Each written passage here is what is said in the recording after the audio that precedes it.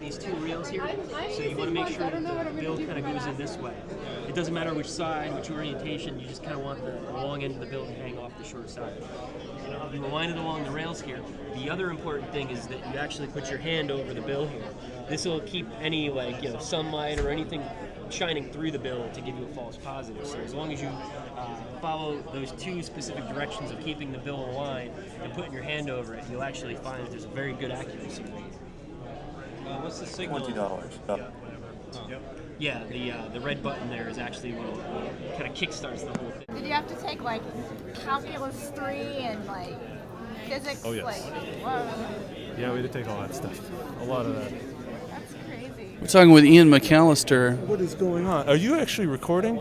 Yes, I'm curious as to what you're doing for your senior design project. What is this called? Oh, well, this is called Batboard, and I'd like to introduce you to our friend Jenny, who is the honorary member of our team. Hello, nice to Hi, meet you. Jenny. It's not actually a handshake; he's just recording. Oh, Oh, I'll shake your hand. There you go. okay, nice to meet you. So she's been our subject matter expert, and so what we've created is a bill reader for the blind, so that someone like Jenny could take just American currency and use this to determine what it is without being told by by another person. So this will tell her whether it's a $1 bill or a $5 bill or a $10 bill or a $20 bill, and I don't know, how would you describe it? That's a very good description. And I would like to comment that compared to other devices that I have either demonstrated or heard about, it is definitely a lot more efficient. And the fact that there are these guide rails here to kind of make it easier to slip the bill in and get it straight. It's a lot more intuitive, a lot more efficient, and way to read the bill. And also the delay period between putting it in, pressing the button, and getting the result is not very long at all. So that's really helpful.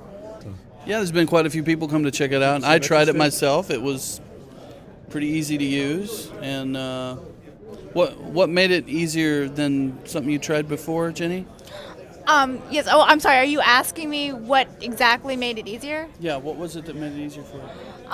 Well, this device that I'm alluding to that I tried earlier, and at a certain, you had to make sure it was perfectly straight before you could press the button and have it take a picture, and that was very hard for me to learn to get used to. And actually, by the end of the demonstration, I still hadn't really figured it out. I mean, I still was having problems with it. Yeah. So this is very much more intuitive. It's, with these rails, as I said, it's a lot easier. And also, really, I mean, there have been some error messages, but there haven't been very many. And when it has identified the bills, it has identified them all 100%. So it's very reliable. No, that's good. Were you involved in design of how you put the bill there? Were you offering some input on that? Yes, I was. I was offering input on, like, for example, where the buttons should be, the placement of the guide rails, the length of the delay period, and just giving my insight on, how it would be used. What made you think of doing a project like this? Did you know Jenny beforehand, or? No, Jenny's a friend of my sister's, and it just so happened that around the time that we were meeting with our advisor, our project advisor, Professor Gons, trying to decide what project to do, and we came up with this idea of a bill reader for blind people. My sister told me about this friend she had named Jenny, who's blind.